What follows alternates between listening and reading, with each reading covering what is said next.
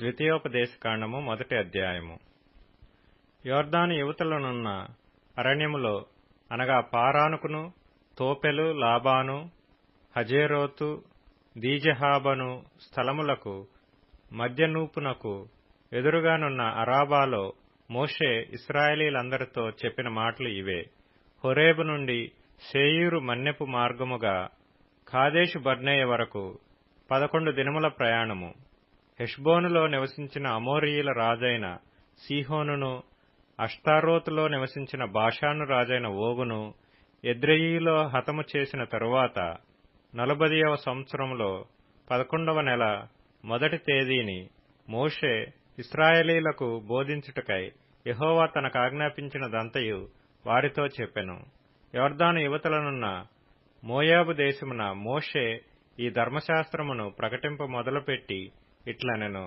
మన దేవుడైన యెహోవా హోరేబులో మనకు ఈలాగు సెలవిచ్చెను. ఈ పర్వతమునొద్ద మీరు నివసించిన కాలము చాలును. మీరు తిరిగి ప్రయాణమై అమోరీల మన్యమునకును, అరాబాలోను, మన్యములోను, లోయలోను, దక్షిణ దిక్కున సముద్ర తీరములోనున్న స్థలములన్నిటికిని, కనాను దేశమునకును, లెబానోనుకును, మహానది అయిన యూఫ్రటీసు వరకును వెళ్ళుడి. ఇదిగో ఆ దేశమును మీకు అప్పగించితిని. మీరు వెళ్లి యెహోవా మీ పితరులైన అబ్రహాము, ఇస్సాకు, యాకోబులకును వారి తరువాత వారి సంతానమునకును ఇచ్చెదనని నేను ప్రమాణము చేసిన దేశమును స్వాధీనపరచుకొనిడి. అప్పుడు నేను ఒంటరిగా మిమ్మును భరింపలేను. మీ దేవుడైన యెహోవా మిమ్మును విస్తరింపచేసిన గనుక నేడు మీరు ఆకాశ నక్షత్రముల వలె విస్తరించియున్నారు. మీ పితరుల దేవుడైన యెహోవా మీ జనసంఖ్యను 1000 రెట్లు ఎక్కువ చేసి తాను మీతో చెప్పినట్లు మిమ్మును ఆశీర్వదించునుగాక. నేనొక్కడనే మీ కష్టమును, మీ భారమును, మీ వివాదమును ఎట్లు భరింపగలను? జ్ఞాన వివేకములు గలిగి మీ గోత్రములలో ప్రసిద్ధి చెందిన మనుష్యులను ఏర్పరచుకొనుడి. వారిని మీ మీద నియమించదనని మీతో చెప్పగా మీరు నీవు చెప్పిన మాట చొప్పున చేయట మంచిదని నాకు ఉత్తరమిచ్చిరి. కాబట్టి బుద్ధి కలిగి ప్రసిద్ధులైన మీ గోత్రములలోని ముఖ్యులను పిలిపించుకొని మీ గోత్రములకు న్యాయాధిపతులుగా ఉండుటకై 1000 మందికి ఒకడును, 100 మందికి ఒకడును, 50 మందికి ఒకడును, 10 మందికి ఒకడును వారిని మీ మీద నేను నియమించితిని. అప్పుడు నేను మీ న్యాయాధిపతులతో మీ సహోదరుల వ్యాజ్యమును తీర్చి ప్రతి మనుషునికిని, వాని సహోదరునికిని, వాని యొద్దనున్న పరదేశికిని న్యాయమును బట్టి మీకు తీర్పు తీర్చవలెను. తీర్పు తీర్చినప్పుడు అల్పుల సంగతి గాని, గనుల సంగతి గాని పక్షపాతము లేకుండా వినవలెను.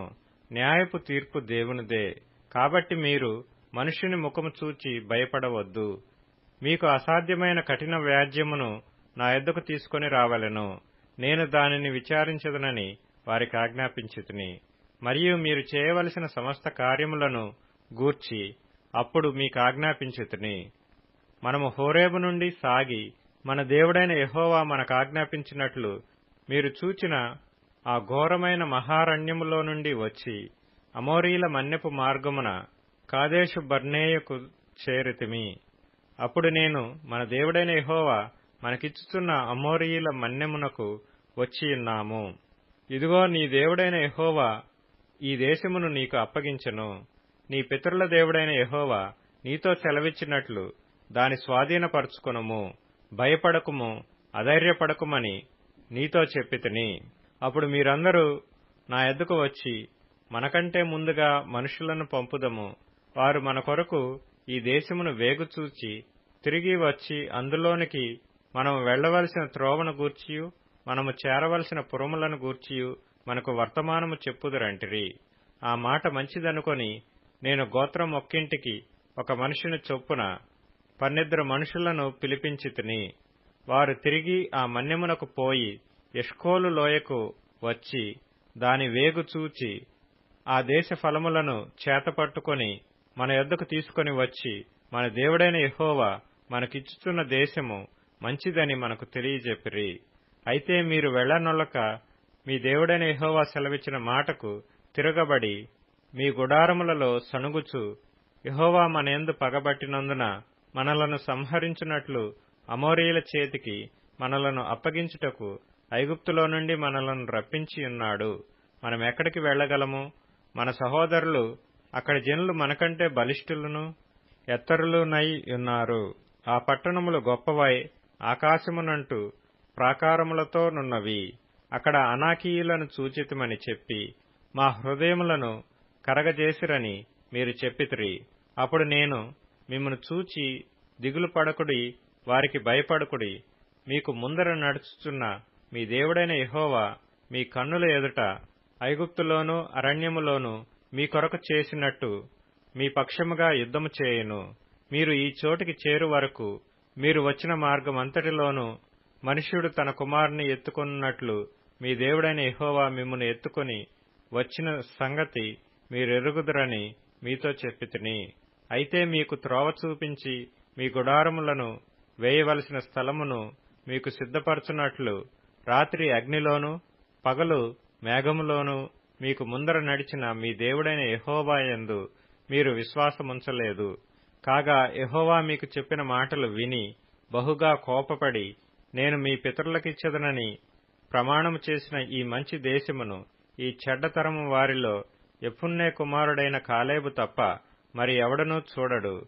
అతడు పూర్ణ మనస్సుతో యెహోవాను అనుసరించిన గనుక అతడు దానిని చూచును. అతడు అడుగుపెట్టిన దేశమును నేను అతనికిని అతని సంతానమునకును ఇచ్చెదనని ప్రమాణము చేసెను. మరియు యెహోవా మిమ్మును బట్టి నా మీద కోపపడి నీ పరిచారకుడగు నూను కుమారుడైన యెహోషువ దానిలో ప్రవేశించును గాని నీవు దానిలో ప్రవేశింపవు. అతడు ఇశ్రాయేలీలు దాని స్వాధీనపరచుకొన చేయును గనుక అతని ధైర్యపరచుము. ఆ దినమున మంచి చెడ్డల నెరుగని మీ కుమారులు అనగా అపహరింపబడుదురని మీరు చెప్పిన మీ పిల్లలు దానిలో ప్రవేశింతురు.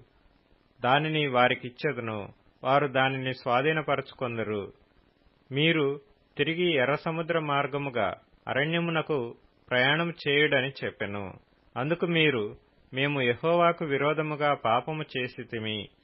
మా దేవుడైన యెహోవా మాకాజ్ఞాపించిన మాటలన్నిటిననుసరించి మేము పోయి యుద్ధము చేసేదమని నాతో ఉత్తరమిచ్చి మీరందరూ మీ ఆయుధములను కట్టుకొని ఆలోచింపక ఆ మన్యమునకు పోగా యెహోవా నాతో ఇట్లనెను, యుద్ధమునకు పోకుడి, నేను మీ మధ్య నుండను గనుక వెళ్లకుడి. మీరు వెళ్ళినను మీ శత్రువుల ఎదుట హతము చేయబడుదురని వారితో చెప్పుము. ఆ మాటలు నేను మీతో చెప్పినప్పుడు మీరు వినక యెహోవా మాటకు తిరుగుబడి ఆ మన్యమునకు వెళ్ళితిరి. అప్పుడు ఆ మన్యములో నివసించిన అమోరీయులు మీకెదురుగా బయలుదేరి వచ్చి కందిరీగల వలె మిమ్ము తరిమి హోర్మా వరకు శేయీరులో మిమ్ము హతము చేసిరి. తరువాత మీరు తిరిగి వచ్చి యెహోవా సన్నిధిని ఏడ్వగా యెహోవా మీ మొర్రను లక్ష్యపెట్టలేదు, మీ మాట వినలేదు. కాగా మీరు కాదేషులో బహుదినములు నివసించితిరి. మీరు నివసించిన దినములెన్నో మీకు తెలిసినవి.